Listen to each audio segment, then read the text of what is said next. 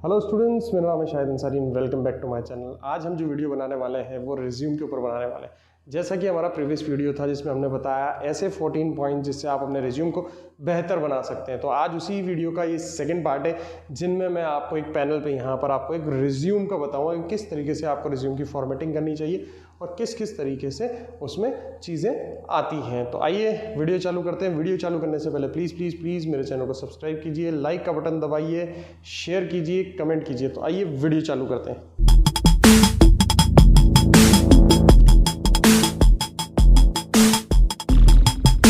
तो देखिए, इस समय आपके सामने एक स्क्रीन पर एक रिज्यूम है जिसको हम एक बार चीज़ें देख लेते हैं कि किस तरीके से आपको, वैसे तो सारे पॉइंट्स जो थे वो मैंने आपको समझा दिए थे, फिर भी एक तरीके से फॉर्मेटिंग में आपको बता देता हूँ इसमें। ठीक है, यहाँ हम देखते हैं सबसे पहले जो है हमने नाम लिखा हुआ है, यानी यहाँ सबसे पहले आपका नाम आएगा।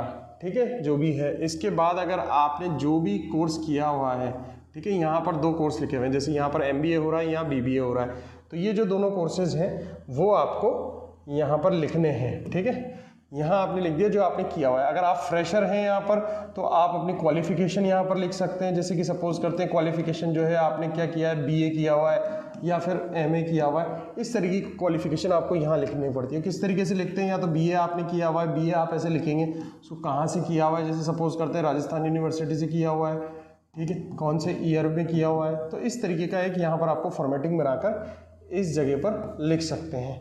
ठीक है, इतनी बात आपको समझ में आती है।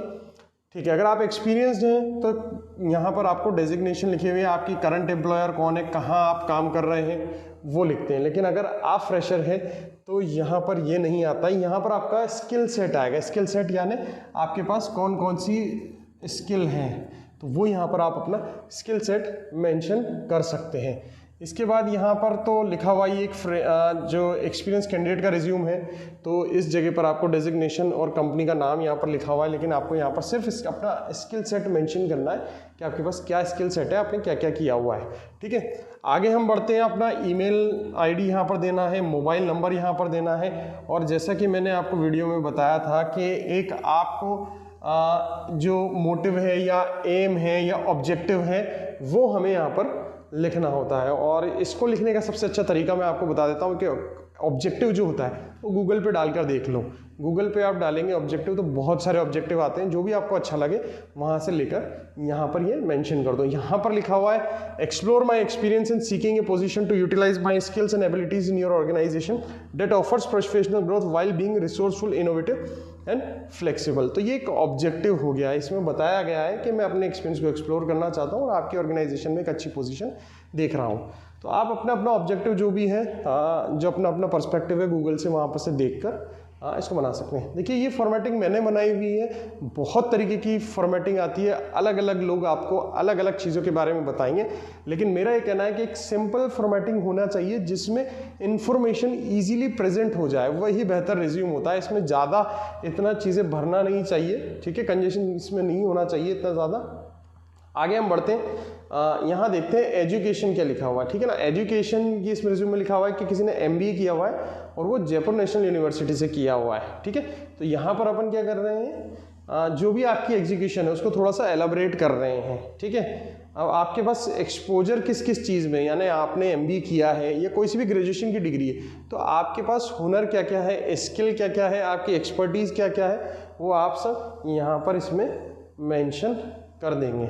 ठीक है, अब हम इसमें आगे चलते हैं, देखते हैं इसको कि क्या क्या चीज़ें हैं। इसके बाद जो है यहाँ पर इसमें लिखा हुआ है कि जो कंपनी का नेम है वो लिखा हुआ है, यहाँ पर जो पोस्ट है कैंडिडेट की वो लिखी हुई है, कब से कब तक काम किया है वो लिखा हुआ है, और एक रोल्स एंड रिस्पॉन्सिबिलिटीज़ जो है वो लिखी हुई हैं। ये जो रिज्यूम है वो पूरा एक एक्सपीरियंस्ड कैंडिडेट का रिज्यूम मैं आपको बता रहा हूँ जिसने सारी चीज़ें मेंशन की हुई है। तो अगर आपने कहीं भी जॉब की हुई है तो आपको इस फॉर्मेट में लिखना पड़ेगा। सबसे पहले कंपनी का नाम, फिर आपकी डेजिग्नेशन क्या है, कब से कब तक आप उसमें काम कर रहे हैं, और आपकी रोल्स एंड रिस्पॉन्सिबिलिटीज़ जो है वो क्या क्या है। अब नीचे देख सकते हैं कि एक एक जो है ये रोल्स एंड रिस्पॉन्सिबिलिटीज़ एक एक मेंशन की हुई है कि इस कैंडिडेट ने कंपनी में क्या क्या काम किया हुआ है। तो इस तरीके के आपको मेंशन करनी पड़ेगी। आगे चलते हैं। यहाँ पर एक दूसरा जो है कंपनी का नाम आया है यहाँ पर, कंपनी का नाम मैं हटा देता हूँ और उसी तरीके से उसी फॉर्मेट में जो है वो चीज़ें लिखी हुई हैं यहाँ पर। आगे हम चलते हैं इसमें, देखिए यहाँ पर जो लिखा हुआ है इसमें, ठीक है, यहाँ पर आप इसको देख सकते हैं।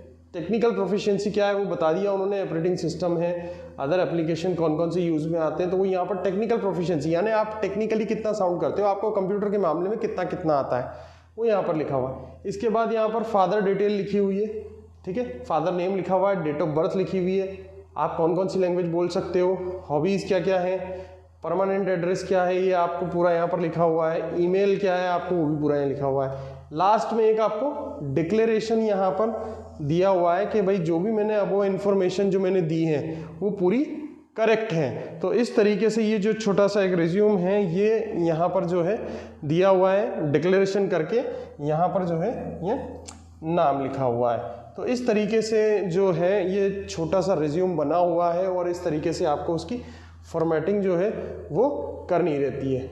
इसके अलावा मैं आपको कुछ चीज़ें बता देता हूँ कि क्या क्या चीज़ जो होती है वो रिज्यूम में आपको मेंशन करनी पड़ती है, वो मैं आपको यहाँ पर थोड़ा सा बता देता हूँ कि रिज्यूम को अच्छा किस तरीके से बनाया जा सकता है। सबसे पहले आपको जो बताना है वो आपने अपनी एजुकेशन क्वालिफिकेशन जो होती है, जितनी भी आपकी एजुकेशन क्वालिफिकेशन है वो आप मेंशन कर देंगे, ठीक है ना। ये जो हम ये चीज़ बता रहे हैं वो एज ए जैसे सपोज करते हैं कि कोई फ्रेशर है तो फ्रेशर कैंडिडेट के लिए ही हम ये चीज़ें बता रहे हैं। सबसे पहले आपको अच्छे से एजुकेशन क्वालिफिकेशन मेंशन करनी है, जैसे कि आपने अगर आप फ्रेशर हैं तो 12th आपने की है, अगर 12th कहाँ से की है, कौन से बोर्ड से आपने की है, ठीक है, आपकी कितनी परसेंटेज रही है, तो ये चीज़ें आपको थोड़ा सा इलेबरेट करना पड़ेगा, कौन से स्कूल से आपने की है, ठीक है, ये भी चीज़ आप मेंशन कर सकते हैं। तो एक एक चीज़ आपको थोड़ा सा इलेबरेट करके इसमें बतानी पड़ेगी।